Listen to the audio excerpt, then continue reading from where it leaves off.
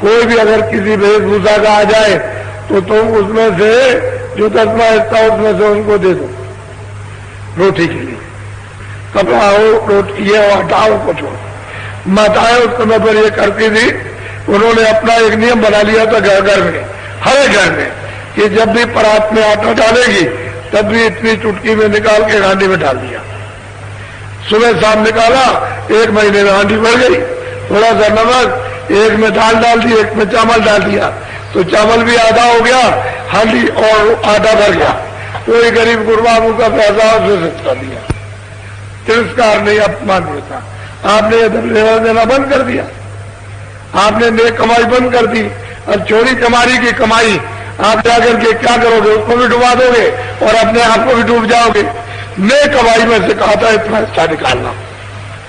इसमें गुरूरू का नहीं है, इसमें गरीब मोहताजों का, बीमारों का, अपाहिजों का, लूणों लगड़ों का, उनका ये हिस्सा।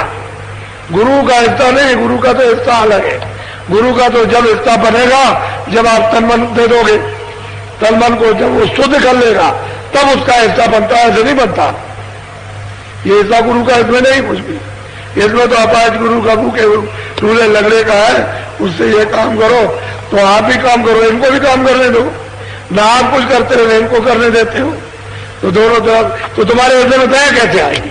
जब ये चिड़िया चुगाते रहते तो कोई न कोई महापुरुष पूरे आकर के सहज में मिल जाते और सहजी में तुमको संदेश देते और सीधा तुम्हारे मन में, तुम्हारी बुद्धि में बैठ जाते हो। कहते कि हमको भी दया कृपा कर दीजिए और जल्दी से हमारा उबार कीजिए और जीव गति का रास्ता बताइए, हम भी पार हो जाए। तो अपने रास्ते से बंद कर रखे, बता किधर से आए? वहां तो आज भी मारेंगे। तुम मार तो ठीक है, सबको मार दो, सब नीमसार को मार दीजिए, सीतापुर को कदम को मिलेगा क्या? ये मुझको बताओ कि आपको मिल क्या जाएगा? बादशाहों ने, राजाओं ने करोड़ों का कत्लेआम कर दिया, उनको मिला क्या? अब वो सब के सब वहां नरकों में, वो उनके घर वाले सिपाही सब के सब वहां डाल के जलाए जा रहे हैं। तो वो दशा उनकी, कोई जाएगा उनकी बचाने के लिए? कोई जाएगा? और तुम भी उतरी जा रहे हो, ये बताओ। तो ये सब काम करते हुए अच्छा करते हो। जब कर्जा और उसका ब्याज, ये कर्म कर्जा, ये कर्म कर्जा है और इसका ब्याज चढ़ेगा, पार बन जाएगा। तेरे फरिश्ते नहीं दे सकते, पुरखे नहीं दे सकते, इतना चढ़ा लगा हुआ है, तो तू कैसे उबर जाएगा?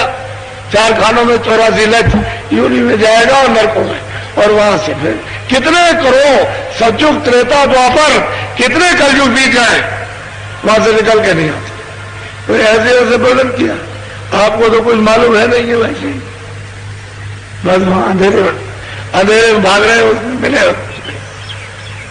उस सत्संग सुनो।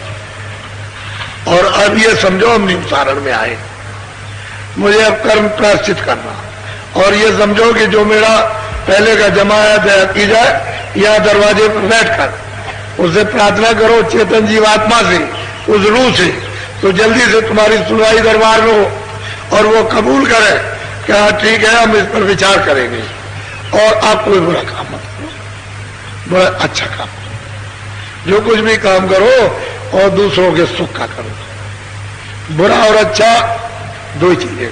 जिस काम के करने से दूसरों को तकलीफ हो, जिस काम के करने से तुमको भय लगे, बस ये बुरा काम।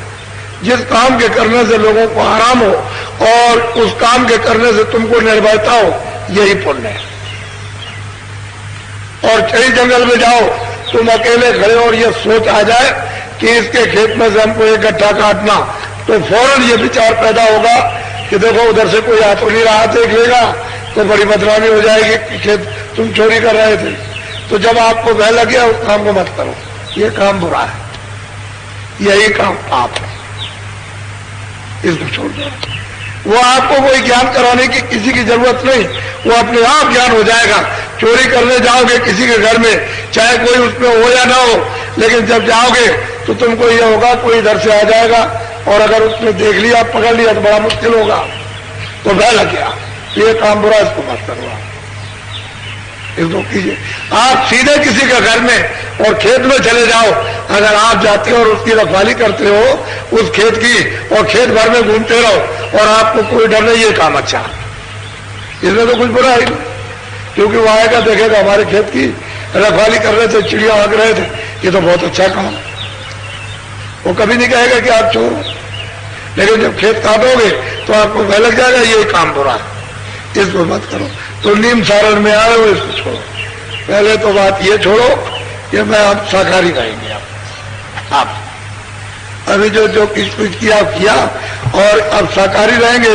ये इस ऋषियों की 88,000 ऋषियों की भूमिका आ गई ये प्रतिज्ञा क्या हम अब शाकाहारी रहेंगे और हम बुरा काम नहीं करेंगे। हमारा जो कुछ भी है उसको अब माफ किया जाए।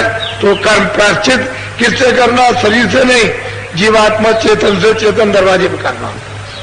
प्रार्थना करो तो तुम्हारी सुनवाई हो और कबूल हो, स्वीकार हो। तो वो बताया कि भाई ऐसा करो तो हम माफ कर देंगे।